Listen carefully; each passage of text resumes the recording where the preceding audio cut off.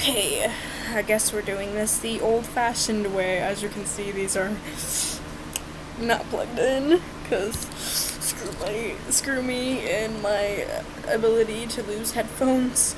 Anyways, hello beauties and gentle beauties, theys and thems. Today we are discussing the Afton family, and not the whole Afton family, more like one person in the family.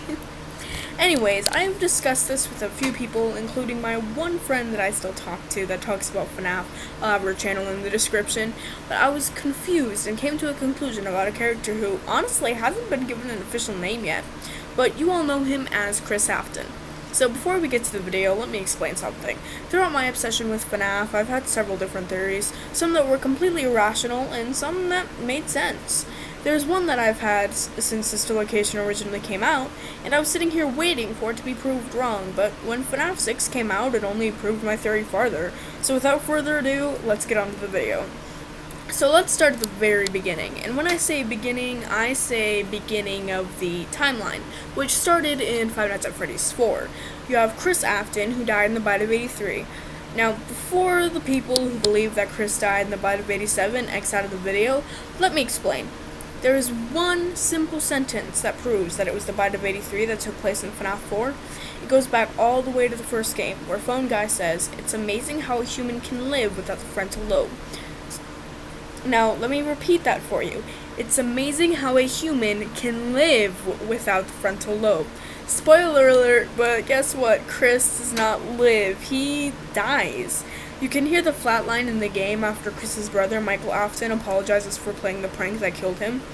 Now, as game theory proved in a video that I'll also have in the description, thank you MatPat, the Fredbear plush's voice is not the same when he says, "I'll put you back together," as the text is a slightly different color than the rest of the game.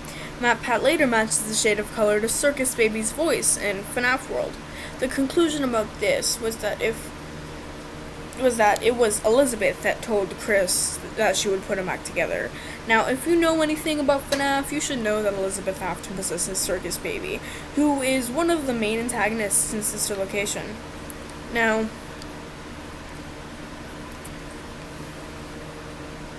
sorry, I lost my place. I don't have my glasses on, so I can't really read the script. Now, let's move on somewhat 50 to 60 years in the future, which in other words is basically Five Nights at Freddy's 6.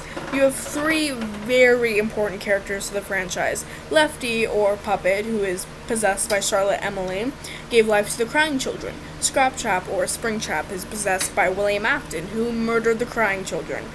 Scrap Baby, or Circus Baby, is possessed by Elizabeth Afton, William's daughter. If she hadn't died or never existed, William Afton wouldn't have gone crazy, wouldn't have killed the Crying Children, therefore none of anything would have happened. And then you have Molten Freddy.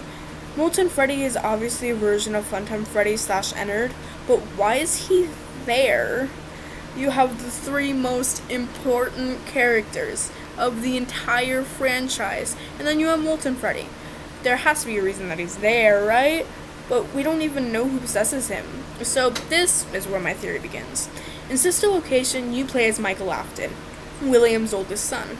Now, if you've played the game, you'll know that Funtime Freddy is one of the most aggressive animatronics there, which includes Ballora, Funtime Foxy, and the Bitty Babs, with the only inclusions being the Mini-Renas and possibly Ennard, considering the fact that Ennard literally officially kills you in the ending.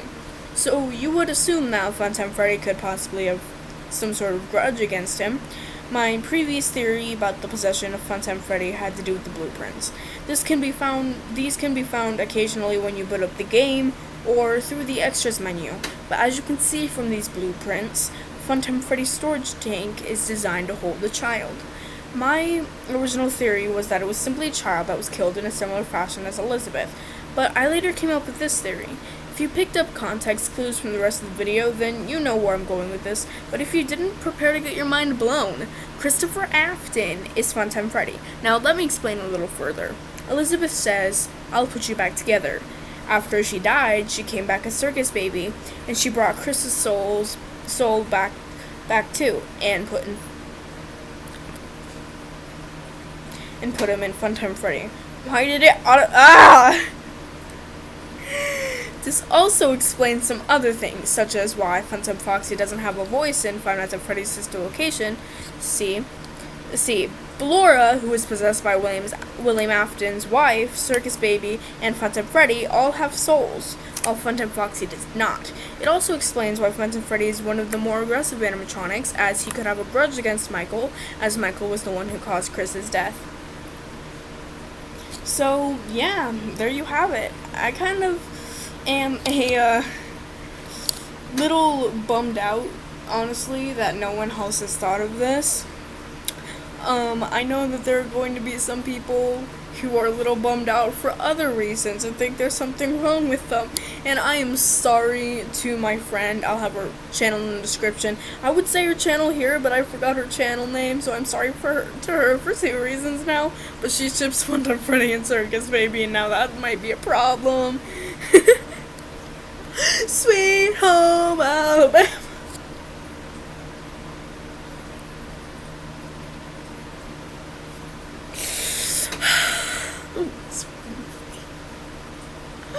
Anyways,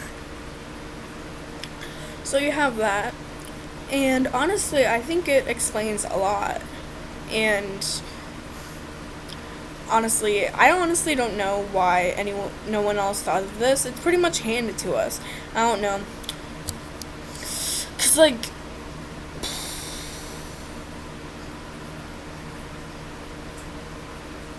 it would make sense, right? And like, people, you be making Afton Family versus Sister Location Gacha Life videos for singing battles and stuff when you're literally making the Afton Family versus the Afton Family, basically, other than Funtime Foxy, right? But yeah, anyways, stay beautiful, my lovely little robots, and remember, Five Nights at Freddy's is just one theory away from being solved, so hang in there.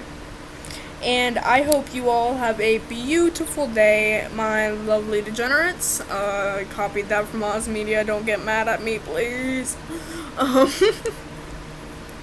But yeah, I will see you guys in the next video. Probably theory video, because I've got a lot of these planned. And I will see you guys in the next one. Bye-bye!